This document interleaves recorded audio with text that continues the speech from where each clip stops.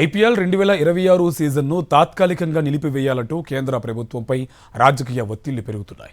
పశ్చిమాసియాలో ఉద్రిక్త పరిస్థితులు, ముఖ్యంగా అమెరికా, ఇరాన్ మధ్య పెరుగుతున్న ఘర్షణల నేపథ్యంలో ఇంధన సంక్షోభం తలెత్తే ప్రమాదం ఉందని పేర్కొంటూ కాంగ్రెస్ నేతలు డిమాండ్ చేస్తున్నారు. ప్రధాని నరేంద్ర మోదీ పొదుపు మంత్రాన్ని జపించిన నేపథ్యంలో ఛత్తీస్గఢ్ మాజీ ముఖ్యమంత్రి భూపేష్ బఘేల్ స్పందించారు. సోషల్ మీడియాలో ఓ పోస్ట్ చేస్తూ ఐపీఎల్ను వెంటనే నిలిపివేయాలని మోదీని కోరారు.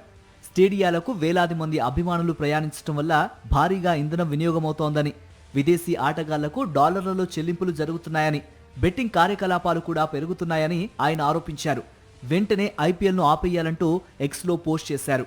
ఇలా చేస్తే ఇంధనం ఆదా అవుతుందని, విదేశీ కరెన్సీ చెల్లింపులు తగ్గుతాయంటూ రాసుకొచ్చారు. బఘేల్ చేసిన ఈ పోస్టు సోషల్ మీడియాలో ట్రెండ్ అవుతోంది. నెటిజన్లు బఘేల్ వర్షన్ను సమర్థిస్తూ ఐపీఎల్ను నిలిపివేయాలని డిమాండ్ చేస్తున్నారు. మోదీ కేవలం మాటలకే పరిమితం కాకుండా పొదుపు మంత్రాన్ని ఆచరించాలని వారు కోరుతున్నారు.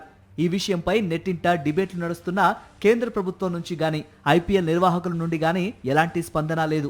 దేశంలో ఇటీవల పెట్రోల్, డీజిల్, సిఎన్జి ధరలు భారీగా పెరిగాయి. త్వరలో ఈ పెంపు మరింత ఎక్కువ కానుందన్న సంకేతాలు కూడా అందుతున్నాయి.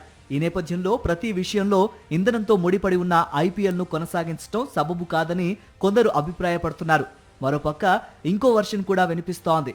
టోర్నీ ముగియడానికి కేవలం 2 వారాల సమయం మాత్రమే ఉండడంతో ఈ దశలో సస్పెండ్ చేస్తే భారీ ఆర్థిక నష్టం వాటిల్లే అవకాశం ఉందని విశ్లేషకులు భావిస్తున్నారు.